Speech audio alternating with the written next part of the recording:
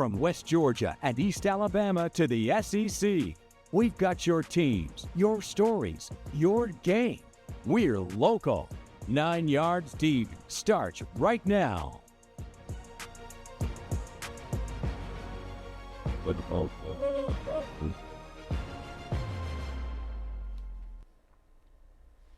Y'all have not seen us in a while. About 3 or 4 weeks, right? And a lot has changed since the last. I don't even know the last time y'all seen us. Welcome back to 9 Yards Deep, man. All I can tell you is, whatever we said in the last episode, ignore it. Don't. There's new brackets. Playoffs is over for the Alabama side. Shaw Rose, shout out to Lynette. Big shout out to Central Flag. Shout out. 58. 58. Is it 58 in a row? Yeah. 3-time back. Number one to back. Country. 3-peat. Hey man, we got to shout out, Opelika and Lynette as well. They showed up to their games. They played hard. Won the outcome they wanted, but shout out to them. Now we talk about Georgia. Carver Tigers, still undefeated. Hair's kind of flat. They doing great things. Columbus High, they had a nice little run. They're out. Jordan as well. But Carver Tigers, undefeated. Carver gonna go back to back. Hayville Charters, It's a no-brainer. no doubt about it. Shout out to Carver. Shout out to Harris County. Love flag football. Shout out to all. Yeah, Pacelli got that one. Pacelli did. Back Pacelli to got back. a win back to back. Yeah. To back. Yeah, 3-peat. Yeah.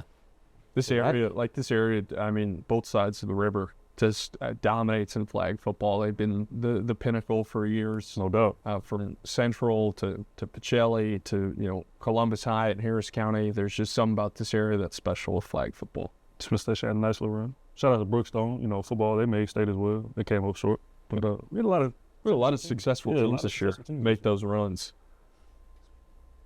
For sure. We almost out. So we got about a week left. Shout out to all our teams that made it to the Facts. playoffs in general. It ain't easy.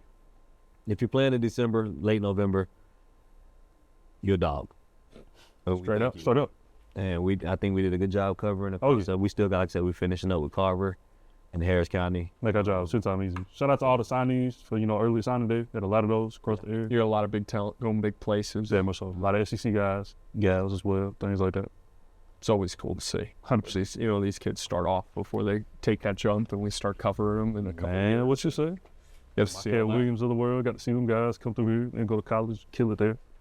Now they went off to the league. A lot of excitement, man. But we're at a weird time right now. It's kind of technically a slow week, I guess, for us. We still got a lot of content to turn, but in between that transition now with bowl games ahead going to college-wise and high school, teams don't play for Georgia till next week, so we're just kind of buffering our time at this point. Still got to talk about something, right? Well, Playoffs! the playoffs is here. Playoffs! It's the new season. Whatever you saw, throw it out the window. Throw it out. Everybody, something. Throw it out. College football is we ain't gonna spend a lot of time today on this podcast. Just wanted to come on here and say hello and tell you guys that the playoffs is here. First of all, let's just talk about it. How are we feeling about the playoffs? Did the committee get it right? Did they get it wrong? What do we like? What do we don't like? Notre Dame is obviously probably the biggest. Snub. I don't want to say storyline out of the playoffs. We knew there was a decision that was going to have to be made. Yeah, I mean, yeah. after Saturday night, there were 3 teams that were kind of, I wouldn't say bubble, but it was like, all right, what are they going to do with Alabama? What are they going to do with Miami? Yeah. What are they going to do with Notre Dame? And BYU was in there too. BYU losing their conference title game, and then everything that went down with Alabama was a storyline, Yeah, essentially. no doubt, with how that game went in the SEC Duke championship. won the ACC and didn't even overtime. sniff Yeah. the playoff. And that was a thing leading into that final projection bracket week that people didn't realize. Like, you got to read between the lines. Not all Power 4 conference champions guaranteed a spot. It's just a high. Like, it was just the top 5 highest ranked conference. I have a question to ask. Should Notre Dame have gotten in? I think that question can be asked to 6 different people in the room, and 5 definitely gonna give you 5 different answers. I think looking at Notre Dame, man, you look at, okay, they fire off those first couple wins, they lose, but then they go on a 10-game winning streak. A lot of people always question that straight to schedule, the FPI ranking, did they have enough qualifying factors, did they play enough high-end competition? And then if we go back to Bama, I know Marty Smith really emphasized it today, the actual selection, about how Bama in all three facets ranked in the top 10. They were the highest across the board, why they should be in. You know, you heard Kalen DeBoer preach for that. We did post-game sound with all the guys after that, you know, the Parker Brailsfords of the world and everybody like that, questioning why they feel like they were in that point. Jeremy Bernard as well. I think, you know, a lot of people don't like it. A lot of people are going to question it, but at the same time, man, we all know it's not so much a popularity contest, but it's definitely which teams. We've seen teams in the past. We go back to the Georgia-TCU year. TCU made it against Michigan. Everybody thought that was a compelling game, but then again against Georgia, it was domination. You talk about these certain matchups, like how to play out down the line. People want to see the best teams in these situations. I think there's still a lot of questions there. We were from 18, now we're into 12. There's potential 16. There's also a lot going on in the college landscape of how they want to navigate this thing, who gets in, who gets out, the two guarantees, and the James Madison getting in Tulane. A lot of people felt BYU and Notre Dame should have been in that category. But at the end of the day, man, it's exciting to watch, but it's something's clearly broken there, but there's not really a lot of justification on how to fix it. So the question was, should Notre Dame have gotten in the playoffs? I'm asking you, Tony Reese. I think Notre Dame, after watching them last year and then watching what they did this year, yes, we talk about losses. In what world, Jeremy, does a 3-loss team make it into the playoffs? I don't think the question. See, this is a problem I have, and I'm speaking direct to Alabama fans because y'all really get up under my skin. No, I don't think there was one person that's saying Alabama. Well, maybe a few, but I don't think there was a ton of people saying Alabama should have been out. The question was never about Alabama should be in or out. Now there was some question about Alabama being punished, but the question is Notre Dame. Should Notre Dame have? Let me ask you this question. I have a better question for you. Does Notre Dame beat James Madison? Yes. Does Notre Dame beat Tulane? Potentially. Does Notre Dame beat Alabama? I like John Summers, so I'm gonna go with that.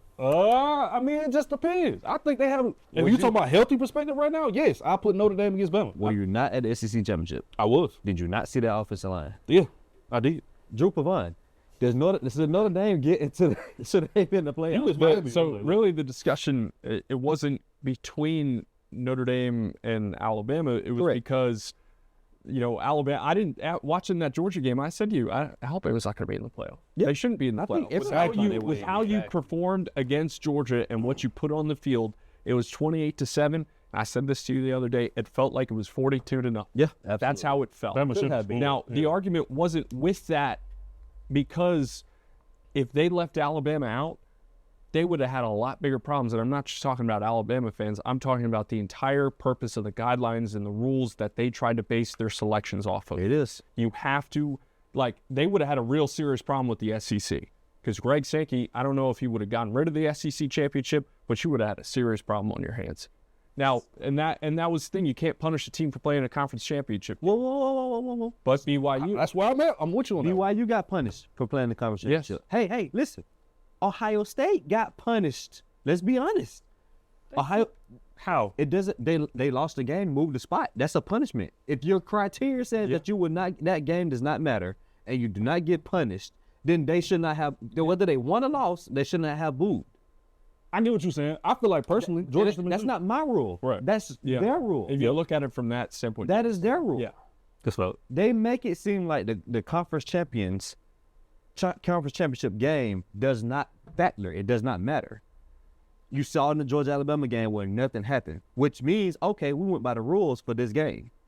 But you didn't go by the rules for Ohio State and Indiana. Yeah. You didn't go by the rules for BYU and Texas Tech. That's true. Because BYU got booted out. And people say, well, the spot technically wasn't there because they had to put a Group 5 in. That's BS. Miami still got a spot, so why don't you take Miami's spot? I agree. That's my whole argument. Because you talk about that whole should Notre Dame be in. That's where the real comparison came. BYU's only should they have been in over Miami? There it is. So at the end of the day, you say what you want to. I think, I'm gonna be honest with you. I don't think they should have been in at 9. I do think that you can argue maybe they're one of the best. They had the best resume to get in as top 12. I don't think I can sit here on this show and say Alabama's one of the top best 12 teams in the country. Honestly, I don't think they are. I think they resume-wise, they're on paper, who they played, strength of schedule, eye test, and how they finished off November and the SEC championship game. No doubt. I would put Vandy in, Texas in, Notre Dame in. I would put BYU in. I just think those teams.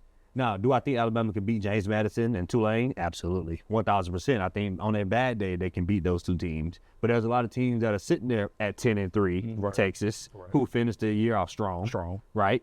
That should have a opportunity to get in. I think there's a lot that's broken, and I think there's a lot, with the criteria and how they. And I do agree with you, Drew. I think that Greg Sankey would have set the earth on fire if Alabama didn't get in, and rightfully so. If you want me to be honest with you, the committee got it right off their criteria. They just screwed up when it came to other teams. They screwed up, and I'll tell you why they screwed up, because for so many years in the past, they talked about head-to-heads. Yeah. They talked about head-to-heads. It meant everything. And then on Tuesday of last week, they had Notre Dame ahead of Miami. Yep. Miami had the head-to-head. And when it came down to those conversations at 1 a.m. on Saturday night, when they're leading into the bracket, they said, when it trickles down to it, we just have to go with the head-to-head. And it's so. But then why not, if that was going to be your plan, why not just have Miami ahead of Notre Dame the whole time? What's fascinating to me is when you look at that side of the bracket, and I think we got a picture of the bracket here. I think when you look at that bracket, right, A&M is playing Miami, right? Right. Miami beat Notre Dame by 2 points. A&M beat Notre Dame by 1. Oh man, could you imagine those matchups right there amongst each other would have been fantastic. Yeah. If you include Notre Dame, and I think the Miami Texas A&M game is going to be a lot closer than people think it is. I think that home field matters in the playoff. I think we saw it last year. We're going to see it again this year. I think Miami will put up a fight. I think they got a pretty decent defensive front. I think they lead the country in run efficiency on defense. Kyle Field's a tough place to win. But you're playing in a conference that's beating. You didn't play Georgia Tech. So, when you won't play those run heavy teams, your numbers just look a little better. I on paper that game may look a lot closer. And I think Elko is a little pissed off right now 100%. for the showing that they had over at DKR, missing the SEC championship. And so I got a question for you. Yeah. Listen, I kind of want to backtrack a little bit back to the Miami thing. Do you think Miami got in because if Virginia had won, if Miami, since Virginia lost, there was looking like there was going to be no ACC representation in the playoff. Do you think there was anything to do with that in boosting Miami? I think Miami would have still got in regardless. You think? Even with had Virginia? They wouldn't have put them in there at 10. I think Miami would have got in regardless because of the head-to-head against Notre Dame. Miami was going to be a lock. I think it literally boiled down to BYU, Notre Dame, and Miami. Fellas, I want to pose the question. Do we think if Notre Dame was part of a conference, we wouldn't be having this conversation? I think you 100% would not be having this conversation. No, you're right. Notre Dame, now I can't say that whether they will be in or out, depending on the conference that they're in. Right. If they're in the ACC, they're a lock. Yeah. But outside of that, I can't say they're a lock in the Big 12. I can't say they're definitely not a lock in the SEC. I think they don't help their chances by not being in the conference. But hey, man, Notre Dame been playing the conference really in a while, and the committee seems to love Notre Dame. Honestly, I think it's the first time Notre Dame has really got some pushback when it comes to these rankings and, When's the last time a runner-up has not made it to the following CFP? I don't have the answer to that question. Alabama, 23. Valid. Washington last year. As runner-ups? Yeah, the runner-up. Yeah. That's probably, you're probably right. Yeah, we've had that in multiple years. That's not an insane thing to happen. Things it's not the NFL where you have the consistent same roster every I year. just feel like the thing with Notre Dame, and like I said, they're catching a lot of smoke right now. I just think they opted out as well. Who cares? At the end of the day, who cares? It's really up to the school. Now, I'm not a fan of opt-out. I'm not sitting here and saying that I agree with them opting out. You got to give the kids the opportunity to go play and enjoy themselves. They deserve a bowl game and to go play and and win the bowl. The bowl games are fun for those kids. Yeah, and it's another opportunity to put on tape, and you're taking that away from those kids. So I'm not a fan of opting out, but I'm not mad at them for opting out either. I think. I asked the question like I asked earlier. Notre Dame will give James Madison a beatdown. They would give Tulane a beatdown. They would give Alabama right now a beatdown. They would love another opportunity with Texas A&M. Again, no doubt. But they had really technically they should have won that game. I'm not getting into all that, but they won that game. There was a couple calls that didn't go that way, and I want to blame Tyler Buckner. I think Notre Dame will be the Ole Miss right now.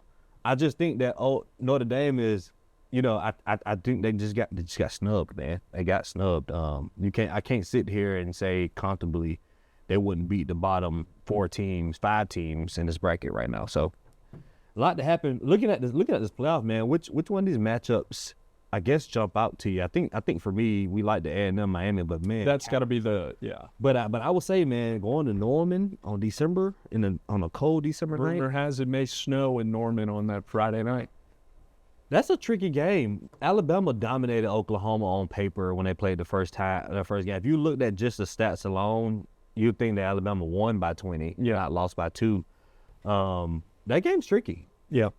What happens with that matchup in the past months and Alabama getting 2 weeks to kind of rest up and reevaluate and look themselves in the mirror and be like, we weren't almost in this thing.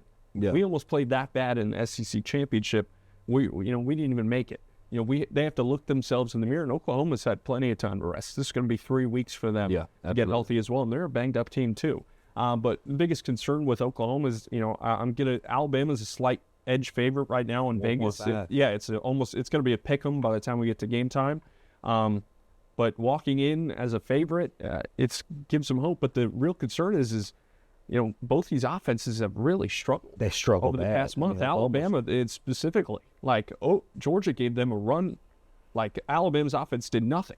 And then you go back to the OU Alabama game. Alabama posted all these yardage numbers, but they didn't execute. Well, it was Oklahoma's defense. That's what I'm saying. It was Oklahoma's defense played in and shut down Alabama, and kind of the blitz packages that Brent Venables put into that game that caused Alabama so much trouble. You see a lot of those, they were disguised, but they were similar, unique blitz packages you saw in the SEC championship. Yes. Alabama wasn't prepared for. Let me ask you this. Do you trust Oklahoma's defense or Alabama's offense more to win the game? I would trust Oklahoma's defense. At this point in time, Oklahoma. So you think they can duplicate what happened in Tuscaloosa? I think you can. Yes. Because when you think about, if you remember the game, I know y'all do remember the game, Oklahoma's defense was responsible for 14 of the 22, 24, 23 points. Or 17. No, 17. There was a field goal, there was a pick 6, and there was a fumble. Yes. Yep, special teams, but So there was 17 points responsible for by the defense. They gave them 17 points out of the 23. And Alabama's offense didn't do their defense any favors in that Georgia game either. Nope. Georgia's offense started within Alabama's territory three times because of defense and special teams. And offense and special team failures. And Alabama's defense is really talented. Yeah. They can do the same thing shut down Oklahoma offensively, and Oklahoma's really got nothing. I'll tell you here hasn't looked the same. I'll tell you like this, if I'm Brent Venables, I'm running the ball. Oh, yeah. Control the clock. I'm running the ball. Georgia did. Georgia controlled the clock, kept the ball out of Alabama's hands. Alabama wasn't going to do anything with the ball anyway, but they didn't allow Alabama to try to rip something off to gain momentum at all. Kind of forecasting here, and I know we're going to do a pick 'em after we take this pod. Alabama wins that game at Norman. I don't see a successful ending in the Rose Bowl against Indiana. Yeah, I like what Kurt Signetti and his team have going on right now, man. We talk about just the consistency they're playing with. It's a reason they're the number 1 team in the country right now. They're the only undefeated team in the country right now. Talk about just the consistency they put up all year round, even against a tough Ohio State defense. And we've seen what they've been able to do all season. I think that definitely game, Indiana has the slighter edge in that game. I feel like, especially from a healthy perspective. Yeah, most of their team is there. Bama, you lose some tricky guys, which a lot of people question. Was that the reason the SEC championship didn't play out the way it's supposed to? But you can't really sit here and talk about injuries when it comes down to, okay, yes, you have 10 days now. It's got to be next week. You know what I mean? That's how it's always been at Bama. So that's not an excuse, I feel like. Meanwhile, Indiana, Signetti has turned that program around in 2 years. He's been there 2-3 years now. They've went full circle. So you talk about just the tenacity this team is playing with, the winning. Each year he's doubled his odds as far as how bad they can win games. And now that they're sniffing a national championship title, there's no way they're just going to fall down. I think what impressed me most about Indiana, and I knew they had a good defense, saw it against Oregon, they really kind of shut them down. What was that, 30? They only allowed them to have 31, but I was impressed with plays they were making. They just kind of have this physical nature about them. But in that Ohio State game, they really impressed me. Julian's saying he's been great.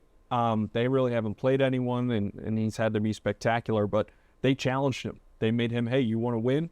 Beat us. And he didn't. And Ohio State's got the most talented receiver room, Carnell Tate, Jeremiah Smith, Bo Jackson. They got talent across the board, and Indiana made plays when they had to, and that's how you win games, and that's how you be a successful playoff team. I heard Hollero after the game, you know, talked to Ryan Day, and they was doing Selection Sunday, and she said, you lost to Michigan last year 13-10, you went on a real national championship. You lost to Indiana this year 13-10, well, you can't do it. I wouldn't count Ohio State out. Shout out to the Big Ten. I know we talked about the SEC a lot. They have won the last two. I mean, you can't ignore it. They have won the last two national championships, you know, for what it's worth. But I just be honest with y'all, man. I'm not trying to be a homer. I just don't trust the Big. I don't trust them. I don't. Indiana being at one, just I'm not discrediting what they're doing. I do think they're the most impressive team, you know, in the country. I still don't think they can match the physicality of a SEC schedule. It's just hard when you getting beat up week in and week out. You don't get any breaks. You don't get to play Purdue. You don't get to play West Virginia. You know, like you just don't get to play those teams in the SEC where every week is a challenge for you. And so it's just I just don't know if I can sit here and straight up say I trust the Big Ten. I think they're allowed a lot of gaps because of scheduling. Yeah. I think that shows, though, with, like, you look back, Ohio State, they played Texas week 1. That was a great game. It was a great game, yeah. They didn't play anyone until Michigan. Yeah. And that was the last game of the year. So, you know, I thought Ohio State was legit. I mean, they were number one team. They were beating the hell out of everyone, and they were rolling.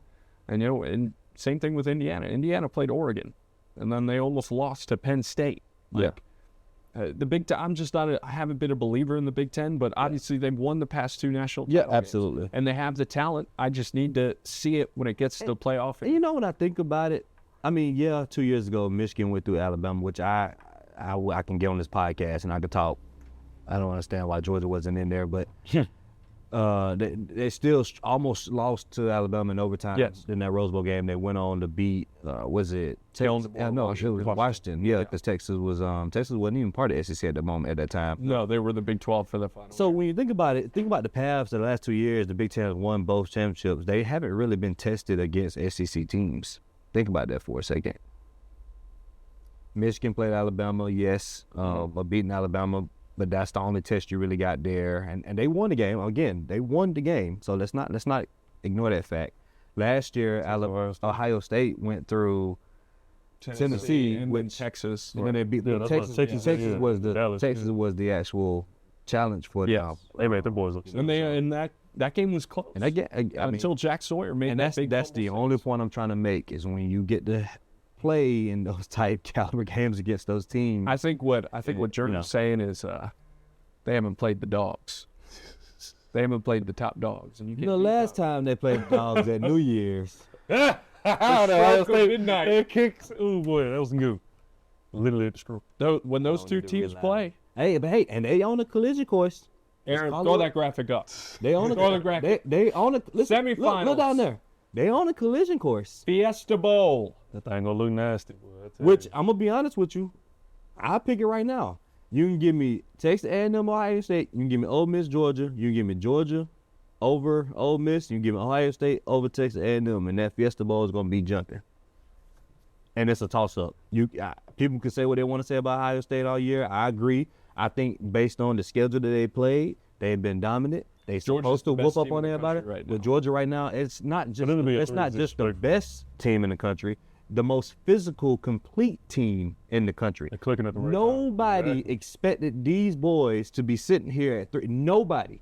The first 3 weeks went by. Oh, you struggle with Austin Peay. You struggle with Marshall. Oh, you barely get by. Oh, you get beat at home by Alabama. And Georgia have not found who they were. Those corners, you couldn't pay me money to watch them.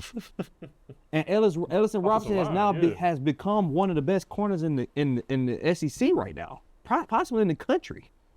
He's become your one guy now. Yeah. Everett's clicking. KJ's clicking. That defensive line, now that you done found out who your edges are, nobody want to see this team right now. They're getting C.J. Allen back. Yeah.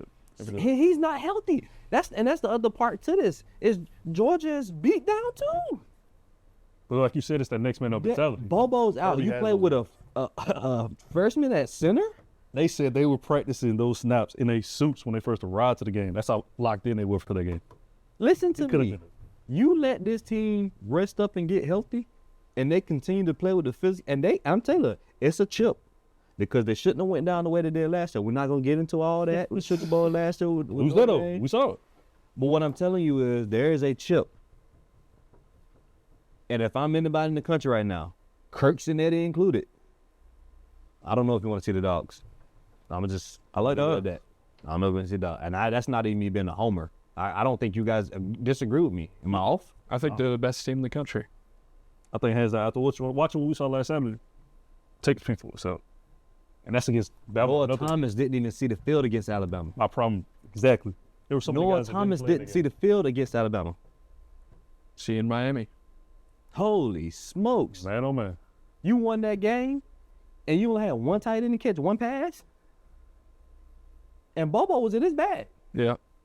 You got to give credit to him because he get a lot of He went from being the most hated he coach get a lot of flack. to the most, look, That's called college football, man. No, he get a lot of flack. That's college football, man. Whatever was said to him after the whatever game y'all want to claim was the worst, it worked. I'm going to tell you right now, it was the Mississippi State game. It really was the Florida game, but the Mississippi State game, I was like, oh, these boys going to be dangerous. And then they came home and played Texas. Yeah. That's when Texas I knew right there, given the last 2 years. switch on. That fourth quarter was. Because honestly, Texas had a pretty good November. Yeah. Hands down. Had a pretty good November. Outside of Georgia, We got one of the best wins in the country. I mean, you beat the number three team at the time? Yeah. I don't think they went higher than 3, right? A&M. No, never went higher than 3. I would love to see that A&M Georgia game, though. That would have been. Oh, hands down. That would have been That great. would have been better than last year's Texas game. I feel it. And that was a comeback game. So, what jumps out to you guys? I mean, we got the playoffs coming up. I guess the Heisman, Tony. I guess it's just a sign. So we talk about this, man. You know, I thought my boy Haynes King was gonna be in the Georgia Tech to die. So the 4 finalists is Jeremiah Love, Mendoza, Pavia, who's the 4th? Julian Sang. Who y'all all like? quarterbacks. Who y'all like? I'm not here for that first and foremost. All quarterbacks. Is Jeremiah Jeremiah Love's a running back. Well, primarily. So I say that to say I like Jeremiah Love's story. After watching that game last year against the Dogs, I like that. But I think, man, sadly, Pavia been talking his all season. But I think it goes to Mendoza because what he's did in the end is impressive. So who you like? I like Mendoza. I love Love. But I like Mendoza. Pavia, man, he giving Johnny Manziel 2.0, man. He too loud. You going with Jeremiah Love? No. Who you going with? I would like Jeremiah Love to win, but I think it's going to be Mendoza. Pavia's numbers are great, what he did, but there's something with the Heisman and a little bit of bias of having the Heisman Trophy winner in the playoffs and those big games when it comes to TV stuff, and it all comes down to that. And we made some big plays. I didn't love that they were calling that throw on 3rd down a Heisman moment. I mean, it was a heck of a throw. Which one? To win the game? Yes. To seal the game? To seal the game? Yeah. Oh, that's a Heisman moment. Heck of a throw. That's a Heisman Heck of a moment. throw. I think for sure it's a Heisman. Johnny Manziel. I mean, it was not happy calling that. 3rd and what, 4? 3rd and I think you got a question mark there. 8, and you throw a bomb? Yeah. That's a throw ton a of fade stock. ball. Yeah. It's at Tennessee moment. You know what I'm saying? Like, I mean, it, OG look, to win that thing, yeah. bro, like, but anyway. Gunner Stockton threw a touchdown on that. It's nice. He's Mendoza. Shut up. I mean, they're going to, the money. I don't even know why you got to argue about about this. I mean, you can't say Julius saying. I just wish they would come up with a Heisman quarterback trophy and then a true Heisman trophy because I'm just. And that's why they got to walk to camp in the Maxwell. And I'm not saying Jeremiah Love deserves the Heisman over the other guys, but I'm just tired of seeing the Heisman go to quarterback. I think he's produced solid numbers the last 2 seasons. Really, 3 seasons since he's been at Notre Dame. I think just his story and what he has. A quarterback won last year, right? It was a cornerback / receiver. Travis Hunter was just a different Still on breed. the quarterback. Generational talent, man. But they don't get. Ashton Jet t-shirt. I was literally about to say that Running backs don't get Travis love, man. Hunter, I do love you, cuz. Shout out to the 912. Home, always be home. Ashton Jeanty got gypped. He should have won the Heisman. No, this is. That's neither here nor Probably there. what you want to say. But it's not last year, it's this year. You talk about a best player, but then again, we can't count out Vanderbilt on the back end. You take Diego Pavia out there. You take Pavia out there lineup. Is Vanderbilt as relevant without that man playing about? That's what they always talk about. That award is given to the person that single-handedly produces for their team. We take him out of this situation. I would take Gunner. I would take Ty before I take Pavia. I'm with you. I like Gunner. We talked about this all season. I thought Hayes King. Gunner's going to finish 5 in the voting. You want me to be honest with you? I don't like their schedule. I might take Marcel Reed over Pavia. I don't like the schedule, but I'll take Marcel Reed. Valid points. I think that game against Texas really kind of shot his eye. I don't know. There were some games for Pavia where I was just like the Alabama game. Should have had that in the bag. Like, yeah. you're in that game and you just couldn't execute. And again, you're on the Against road Georgia, and same everything thing. like that. But I mean, Mendoza's been They didn't play us. he's been in moments that he's We didn't play. made this. What did he say? I thought they played Georgia. He said, Venom? yeah, he said against Georgia. Now. Yeah, no, they didn't. In the past, I'm sure. In my mind, It man. didn't happen at In all. my mind. They played Auburn, but they didn't play Georgia. Hey, the Auburn that game was for Pavia wasn't a great game. No, but he helped. He owns them, yeah. Yeah. He hasn't had. I mean, his last couple games have been like really jarring for stat. What he did against Tennessee was impressive. Hey, what do you have, like over 400 yards? I think he had no choice but to do what he did against Tennessee. He come in the smoke. He taught that cash money. That's the problem. It was You gonna him. know, the one thing with him is sometimes he can back it up. He did against Tennessee. He better than Layden did because he was gonna be Alabama in that river. did. He was gonna be right in the river with a. He backed it up against LSU. You know, the best thing about this whole thing with Diego Pavan, a great year, he's done. We'll never have to see him again in college football. Yeah, he's 47 years old. He was in college when I was in high school. He's right along. He's still in college. I've been out of college 2 years. Who just got called up for the coach? I saw earlier. Phillip Rivers? Yeah, Phillip Rivers. 44? 44 years old. Well, you know, he was coaching at private school down in Mobile. Hey, man. You know, I'm glad you brought that up. I read an article today in The Athletic that said Phillip Rivers, he was with Shane Steichen with the Colts and familiarity with each other. He was running that offense at St. Michael with his son Gunner and has been running that offense. And I don't know, that has no correlation to it. But, I mean, the guy hasn't played football in 5 years. I'm a little shocked by that. But, Well, it's practice squad. yeah, until he starts. You think he'll start? Daniel Jones is out. You don't sign Yeah. you don't sign a sign it. 44-year-old guy and fly him up from Mobile, Alabama, just to sit on your practice squad. He's got to get familiar. You got to think about all the guys that got chances. Joe Flacco. I'm surprised he Guys like that, passed you a know? physical. That's true. I saw a photo of him when he was at St. Michael. I was like, whoa, this guy is Hey, man, Ben was big. Big wrestler, man. Speaking of physical, the Falcons. Phillip Rivers. What? Falcons going Falcons. All right. Falcons done. Playoff chances eliminated. Okay. 8 consecutive seasons without a playoff appearance. There's a turnover. Arthur Blank has never hired a coach with a winning record. Did anybody think they were gonna win Sunday? No. Okay. It was 6-6 at half. And I still didn't feel like In a Seattle's offense. It's an elimination game. Yeah. Seattle's eliminated. offense was great. They got swept by the Panthers and shit. Oh, yeah. Just tough year for Dirty Birds. And they got talent galore. That's the problem. They have the pieces outside the quarterback play. Even then, like Michael Penix was great up until he wasn't. Kirk Cousins, there were so many opportunities to dish him off, put him on another The team. worst part is they don't even have their first-round pick. Yeah.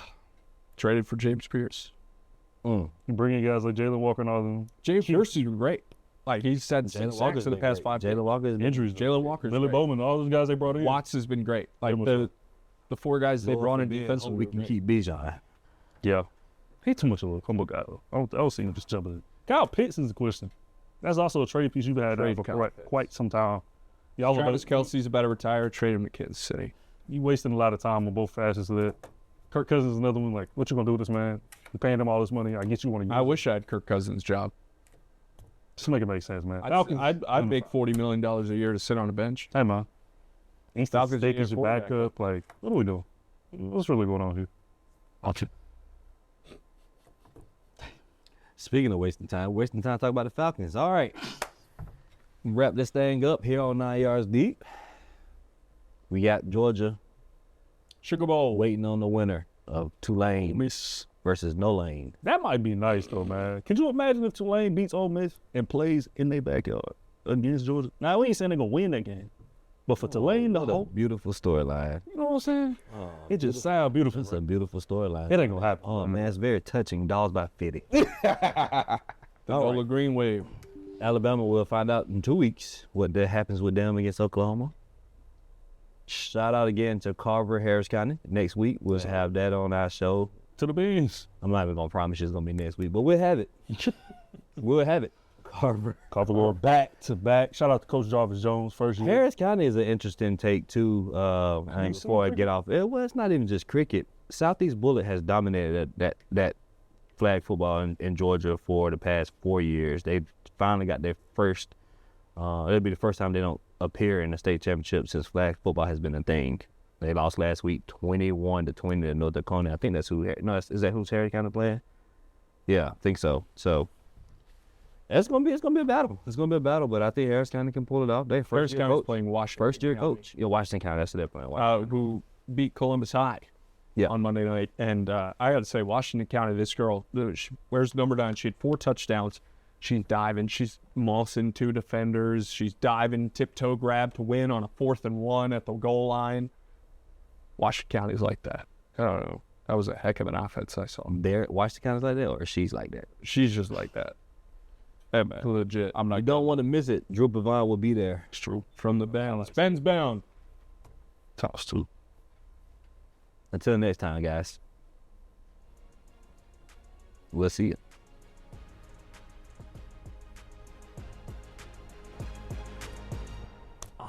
I didn't mention the guy.